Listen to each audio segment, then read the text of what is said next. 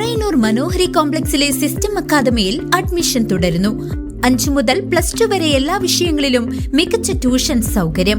+1, +2 വിഭാഗങ്ങളിൽ commerce, humanities, science ബാച്ചുകളിലേക്ക് ഇപ്പോൾ അപേക്ഷിക്കാം. +2 പരാജയപ്പെട്ടവർക്ക് വർഷം നഷ്ടപ്പെടുത്താതെ വെറും 3 വിഷയങ്ങൾ മാത്രം എഴുതി പാസ്സാകാനുള്ള സുവർണാവസരം. 6 മാസത്തിനുള്ളിൽ +2 നേടിയെടുക്കാം. കൂടാതെ NIOS, മോണ്ടിസോറി, വിവിധ ഡിഗ്രി കോഴ്സുകൾ എന്നിവയ്ക്കും പ്രവേശനം ലഭ്യമാണ്. സീറ്റുകൾ പരിമിതമായതിനാൽ ഉടൻ തന്നെ 7001266432 എന്ന നമ്പറിൽ ബന്ധപ്പെടുക.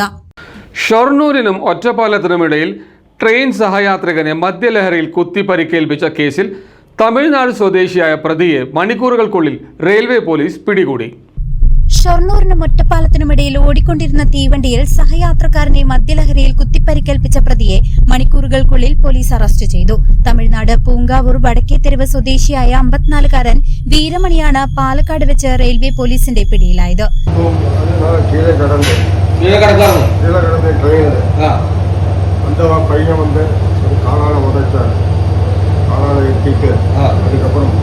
கையிலே ரிங்க போட்டுட்டாரு. ரிங்காவை எடுத்து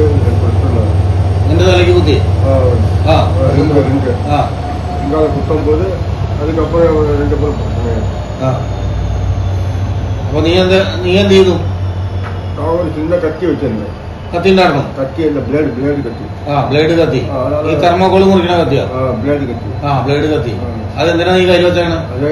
அந்த வண்டியை விட்டு கீழே விட்டு ஒரு 5 பேர் அடிச்சாங்க. அடிக்கும் போது அங்க அவரை கீழே வந்து கத்தி കൊണ്ട് എന്ത് ചെയ്തു? അത് അங்க അടിക്കും പോது കീഴே வந்துச்சு. കത്തി കൊണ്ട് കുത്തി വെട്ടാണ് കുത്താണ് ഇത്.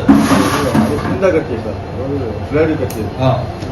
ആക്രമണത്തിൽ ഒറ്റപ്പാലം, വാണിയംകുളം, മാനന്നൂർ, മണ്ണാൻപറമ്പിൽ 25 വയസ്സുകാരനായ ജിഷ്ണുവിനാണ് ഗുരുതരമായി പരിക്കേറ്റത്. ഇന്ന് പുലർച്ചെ 1:30 എറണാകുളം കാരക്കൽ എക്സ്പ്രസിൽ കാരക്കാട് നമ്പരം ഭാഗത്ത് വെച്ചായിരുന്നു ഞെട്ടിക്കുന്ന സംഭവം നടന്നത്.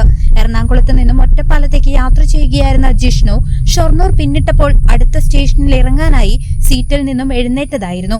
ഈ സമയം താഴെ മദ്യലഹരിയിൽ കിടക്കുകയായിരുന്ന വീരമണിയുടെ ദേഹത്ത് കാൽ തട്ടിയെന്ന് ആരോപിച്ചായിരുന്നു അക്രമം. പ്രകോപിതനായ പ്രതി കയ്യിലുണ്ടായിരുന്ന കത്തിയെടുത്ത് യുവാവിന്റെ ഇരുകാലുകളിലും കുത്തി